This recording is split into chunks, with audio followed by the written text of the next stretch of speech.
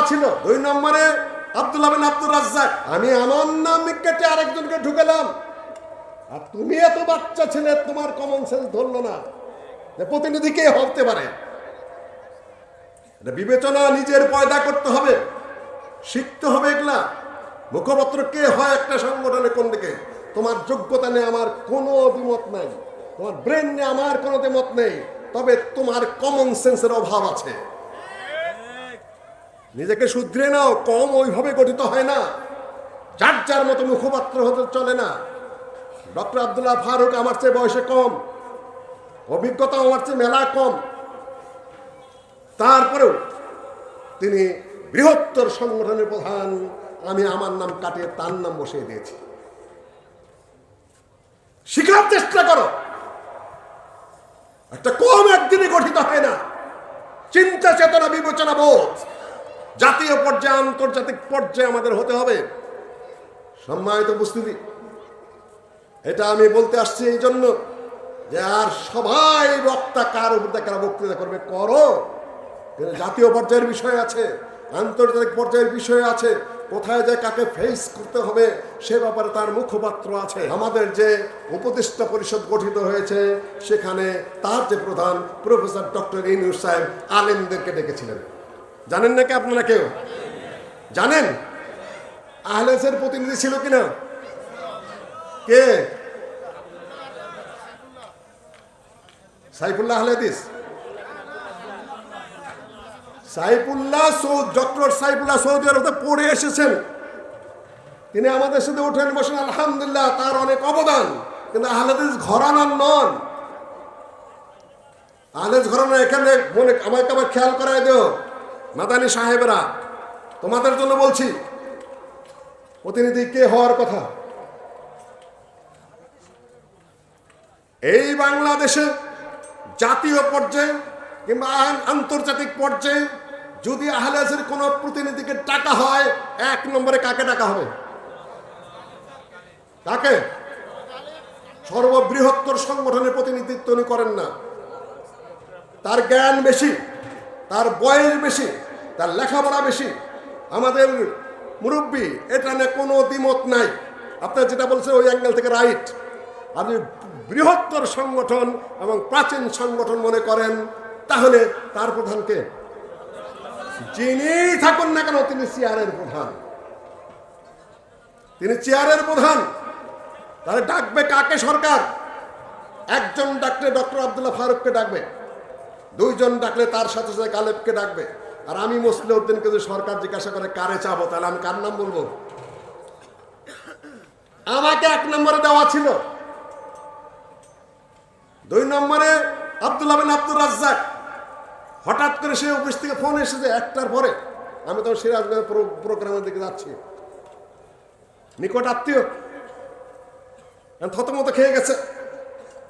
বলছে আপনার নাম যে 1 নম্বরে এসেছে, আপনি নাকি ওখানে আহলে হাদিসের যারা নেতা আছে তাদের মধ্যে মুরব্বী নড়াচড়া করতে পারেন। তবে আর কে? বললো যে ডক্টর আব্দুল্লাহ বিন শেখ আব্দুল্লাহ বিন আব্দুর রাজ্জাক। আমি সাথে সাথে, তবে নিকট আত্মীয় বলে সে বিব্রত বোধ করেছে। পরের দিন আমার পত্রিকা আবার কি কি লেখালেখি হয় যে নিকট আত্মীয় হইলা ডক্টর ইউনূসের পক্ষে নামটা দিয়ে দিচ্ছে, উপদেষ্টা আর কি। যাই হোক, আর বাকিটুকু বললাম না। এই জন্য আমি যে বিব্রত বোধ করছি, আপনি আসলে আমার পত্রপত্রে মেলা লেখালেখি হবে যে জামাই শ্বশুরে এগুলা হয়ে গেছে। আমি বললাম তুমি এখন আমার নামটা কেটে দাও, আমার জায়গায় বৃহত্তর সংগঠনের যিনি নেতৃত্ব করেন ডক্টর আব্দুল্লাহ ফারুকের নাম দিয়ে দাও। দ্বিতীয়টা নিয়ে আর আমি কথা তুললাম না। আমাদের কমন সেন্স। আমি আমার নাম কেটে আরেকজনকে ঢুকালাম। আর তুমি এত বাচ্চা ছেলে, তোমার কমন সেন্স ধরলো না যে প্রতিনিধি কে হতে পারে।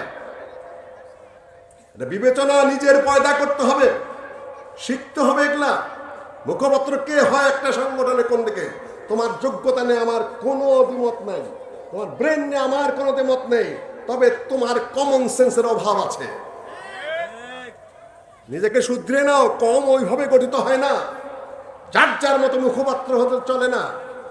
ডক্টর আব্দুল্লাহ ফারুক আমার চেয়ে বয়সে কম, অভিজ্ঞতা আমার চেয়ে মেলা কম, তারপরেও তিনি বৃহত্তর সংগঠনের প্রধান, আমি আমার নাম কাটিয়ে তার নাম বসিয়ে দিয়েছি। শিখার চেষ্টা করো। একটা কম একদিনে গঠিত হয় না। চিন্তা চেতনা বিবেচনা বোধ জাতীয় পর্যায়ে আন্তর্জাতিক পর্যায়ে আমাদের হতে হবে। সম্মানিত উপস্থিতি, এটা আমি বলতে আসছি এই জন্য যে আর সবাই বক্তা কার উপর কারা বক্তৃতা করবে করো, কিন্তু জাতীয় পর্যায়ের বিষয় আছে, আন্তর্জাতিক পর্যায়ের বিষয় আছে, কোথায় যে কাকে ফেস করতে হবে সে ব্যাপারে তার মুখপাত্র আছে। সেদিন বলছিলাম ধানীখোলায় যে আওয়ামী লীগের 3 জন মুখপাত্র ছিল এক সময়, মাহবুব হানিফ আর হাসান মাহমুদ সাহেব আর কাদের সাহেব। পরে 2 জনকে অফ করে দেওয়া হলো। কাদের সাহেব আধা মরা মানুষ, একাই অক্টোপাসের মধ্যে বেকাতারা হয়ে কইতে থাকতেন। জামাতের মুখপাত্র একজন, তাদের আমি ডাক্তার সাহেব। আর আহলেজের মুখপাত্র শেষ নাই, সবাই মহাপণ্ডিত। মহাপণ্ডিত হও, কিন্তু কথা বলতে যাও না। কোন জায়গায় কার কথা বলতে হবে সেটা তোমরা বুঝে বলার চেষ্টা করো, নাহলে জাতি ধ্বংস ছাড়া কখনো আগাতে পারবে না। কালকা ডাকলা, যাওয়া হলো, নাম আসলো, হাসির রোল পড়ে গেছে সারা দেশে। আহলে হাদিসের কোনো বয়স্ক মানুষ নাই, আহলে হাদিসের কোনো আলেম নাই, আহলে হাদিসের কোনো ফেস নাই।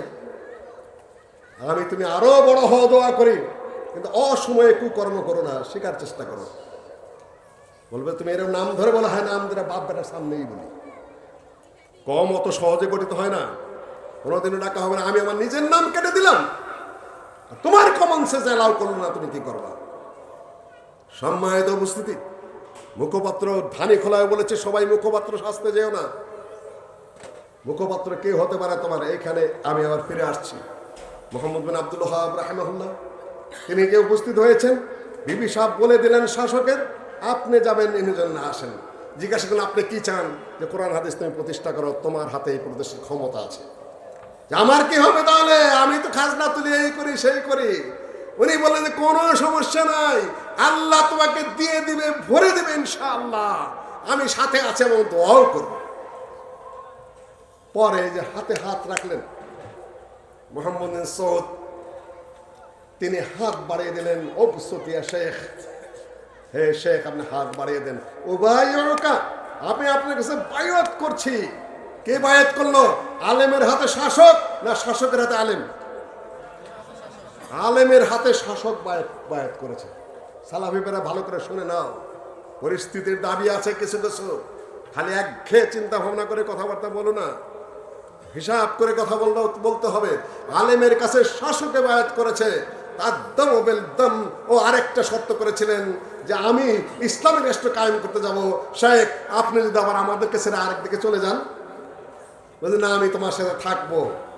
অভয় দিলেন তিনি, শেখ অভয় দিলেন। তারপরে বেঁচে থাকলে তোমার সাথে বেঁচে থাকবো, ধ্বংস হয়ে গেলে তোমার সাথে ধ্বংস হয়ে যাব, রক্তের বদলে আমি রক্ত দেবো, তোমাকে ছেড়ে আমি যাব না, তুমি ইসলামিক রাষ্ট্র কায়েম করো। সেই দেশ এখন সৌদি আরব, তার নামেই সৌদি আরব, মোহাম্মদ বিন সৌদের নামে। যে শাসক মোহাম্মদ বিন আব্দুল ওয়াহাব শেখের সাথে বায়াত করেছিলেন, সেই দেশ তো। তারপরে কত যুদ্ধ হয়েছে কবর পূজারীদের সাথে, তুর্কিদের সাথে, কত সেনাবাহিনী সেখানে প্রস্তুত করতে হয়েছে। তারপরে না এখন সৌদি আরব। এমন ভাবে আমার এক ভাই ওয়াজ করে মদিনার থেকে, নাকি ওই সৌদি আরব থেকে, মনে হয় যেন সৌদি আরব এরকমই ছিল। সেখানে চুরি, সেখানে ডাকাতি, সেখানে অন ইসলামিক সবকিছু, সেখানে কবর পূজা সবই ছিল। বহু সংগ্রাম করে, বহু তলোয়ার চালিয়ে, বহু রক্তক্ষয়ী আন্দোলনের পরে তারপরেই সৌদি আরব প্রতিষ্ঠিত হয়েছে। সালাফি ভাই আমার জিলাপি, তুমি ইতিহাস জানো? হঠাৎ করেই উদয় হয়েছে। আমার এখানে যেরকম ইতিহাসের মাজার থেকে শুরু করে 52 সাল থেকে, ওখানেও আমার বন্ধুরা ইতিহাস শুরু করেন হাঁটুর থেকে। ইতিহাস প্রথম থেকে পড়ে আসো, তাহলে তোমার সামনে ক্লিয়ার হবে। এই যে মাঝখানে শায়েখের সাথে সন্ধি হলো, এই বিশাল সৌদি রাষ্ট্র ইমাম মুহাম্মদ বিন আব্দুল ওয়াহাবের সেই সংগ্রামের ফল, যার সাথে শাসক যুক্ত হয়েছিলেন। শাসক যুক্ত না হলে কবর ভাঙতে পারতেন না। কবর ভাঙতে গেলে শাসক যুক্ত হতে হবে, ইসলামিক পাওয়ার হাতে থাকতে হবে। কুল জাআল হক ওয়া যাহাকাল বাতিল ইন্নাল বাতিলা কানা যাহুকা।